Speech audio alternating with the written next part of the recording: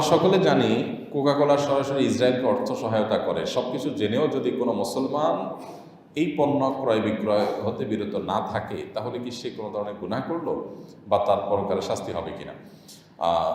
যে সমস্ত কোম্পানি পরিষ্কারভাবে মুসলমানদের বিরুদ্ধে কাজ করছে, অথবা মুসলমানদের নিধন যজ্ঞে, মুসলমানদের গণহত্যা, নিরপরাধ মানুষকে গণহত্যার জন্য যারা বিভিন্নভাবে ভূমিকা তারা রাখছে, সেটা অর্থ দিয়ে হোক, ফান্ড দিয়ে হোক, অথবা নৈতিকভাবে সমর্থন করে হোক, এরকম কোনো ভূমিকা যদি অবতীর্ণ হয় যে কোনো কোম্পানি, তাহলে সেক্ষেত্রে তাদের সুবিধা দেওয়া হারাম। তাদেরকে সুবিধা দেওয়া বা তাদেরকে সুযোগ দেওয়া, তাদের পণ্য কিনে তাদেরকে আপনি সুবিধা দিলেন, এই পণ্যের লভ্যাংশ তারা পেয়ে অপকর্ম করবে বা তাদের শক্তি বাড়াবে, ফেস ভ্যালু তাদের বাড়বে, তো এটাতে আপনার ভূমিকা রাখার সুযোগ নাই।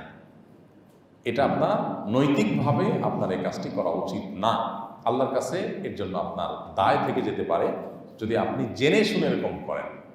একটা হলো যে না, আমি তাদের ভূমিকা পরিষ্কারভাবে আমার জানা নাই, অজান্তে করেছি, সেটা ভিন্ন বিষয়। কিন্তু আমার কাছে যদি পরিষ্কার হয়ে যায় যে এদের ভূমিকাটা কি, তাহলে আর সেখানে আমাদের কোনো প্রকার মদদ, পরোক্ষ মদতও যদি হয়, তাহলে সেটার জন্য আমাদেরকে দায়ী হতে হবে। আল্লাহ বলেছেন, ওয়ালা তাআওয়ানু আলাল ইসমি ওয়াল উদওয়ান, পাপ এবং সীমালঙ্ঘনের কাজে তোমরা একে অন্যের সহযোগী হইও না। এই যে কোকাকোলার কথা বলছেন, সম্প্রতি তাদের যে অ্যাডভার্টাইজমেন্টের পরে আবার আলোচনাটা নতুন করে উঠে আসলো, সেই অ্যাডভার্টাইজমেন্টে আপনারা লক্ষ্য করেছেন তারা কিন্তু বারবার করে বিভিন্নভাবে বোঝানোর চেষ্টা করতেছিল যে এটা ইসরায়েলের পণ্য না, এটা তারা বোঝার চেষ্টা করতেছিল।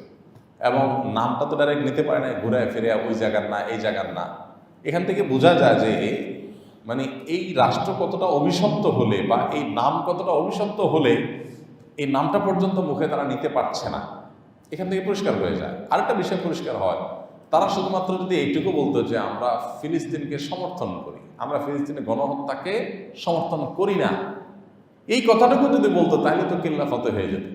কিন্তু এত কথা বলতে পারলো, আসল কথা বলতে পারলো না। এখান থেকে বোঝাই যায় যে তারা এই গণহত্যার ব্যাপারে তাদের সমর্থন আছে। যদি সমর্থন না থাকতো, তাহলে তার বিরুদ্ধে অভিযুক্ত সেটাতে তারা এটা অস্বীকার করলেই পারতো যে আমরা এই গণহত্যাকে সমর্থন করি না, বা কোনোভাবে আমরা সহায়তা করি না, এখানে অন্যায়ের সাথে আমরা নাই, বলতে পারতো। সেটা না বলাটা পরিষ্কার করেছে যে তাদের ডাল মে কুচ কালা নেই, পুরাই কালা হয়। বুঝা যাচ্ছে কথা? আমাদের বাসা বাড়িগুলো শুধুমাত্র এই কোকাকোলাই না, বহু ইহুদি পণ্য আছে যেগুলো আমাদের বাসা বাড়িতে ভরা। আমি কম কোয়ালিটির জিনিস কিনবো, বেশি দাম দিয়ে তুলনামূলক এর চাইতে খারাপ জিনিস কিনবো, তারপর এই জিনিস কিনবো না।